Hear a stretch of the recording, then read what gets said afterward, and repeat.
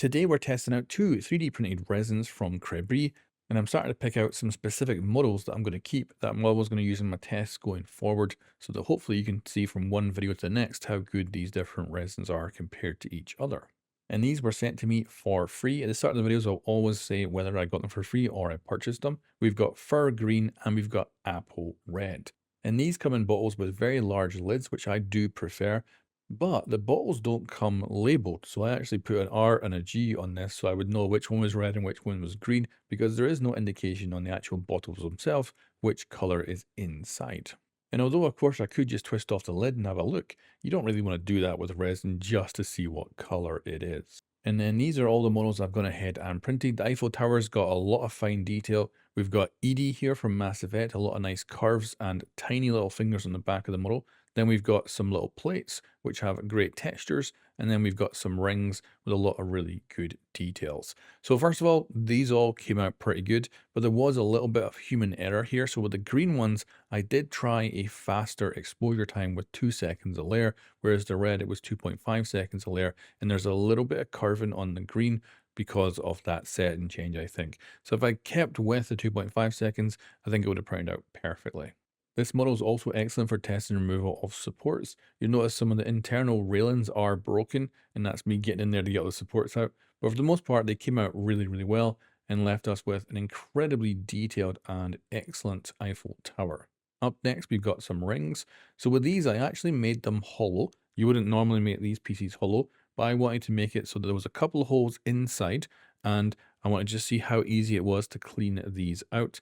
And there was a difference. The green was really easy to clean out, as you can see, whereas the red, I just had to end up sealing up those holes, and it was just way harder to deal with. And that's because the red, I noticed, is a lot thicker than the green. Like, it is properly like ketchup when it gets colder, and the green stays a lot more liquid. And I'm assuming that's maybe because the red has a touch more pigment, and you'll notice that like in the Eiffel Towers, it's really nice and dark red, even in the thinnest parts, whereas the green does start to lose a little bit of its color in the thinnest of pieces. However, both of them are very striking in overall color, and they're really good to look at. And then all these prints today were printed off on the Anycubic Photon P1, and that is their branded resin you can see there, and I think there's no discernible difference in quality. And again, this is Anycubic's Smoky Grey. These are the ones I've obviously printed with this rings already, but in the future, hopefully we'll have much more of these comparisons to go up against as we can look at a whole range of resins. And feel free to pause at any time if you want to check out any in detail. Then we've got Edie from Mass Effect. The reason I've got this model in here is essentially it's one of my first ones I ever printed. So I like coming back to it, and I've not printed it in probably at least 6 months or something. And this is great because you've got all the great curves, and then you also have the hands, which are incredibly fine, and they came out looking really good. So the detail is just amazing. Very impressed with that. Like, those hands are tiny. They're a little bit bigger than the actual supports they were printed with. And then the pigmentation on both of these is really good. The red is very vibrant and the green is very strong as well. But I will say, cleaning up the red, much more of a pain in the ass. Like, it is really difficult, and it looks like you've murdered a ketchup bottle at the end of the day. Now, they do mark up very easily. So I was moving some supports from inside there with simply my gloved hand when I was cleaning these up. And that was before I went and cured them.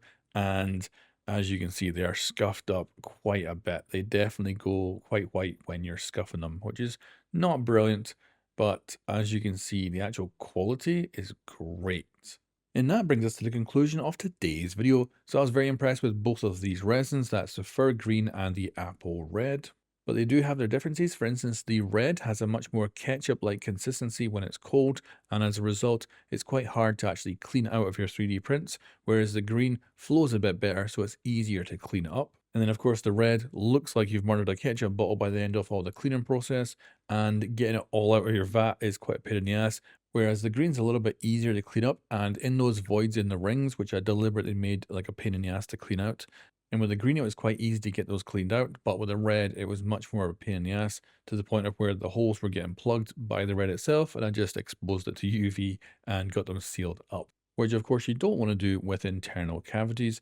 So when you're using the red one, I would recommend definitely using bigger holes, whereas you can get away with smaller holes with the green. and I had absolutely no issue with these. I'd say print them off at 2.5 seconds per layer, and you're going to have really good prints with this resin and very vibrant colors. Anyway, guys, thanks for watching, and I'll catch you next time.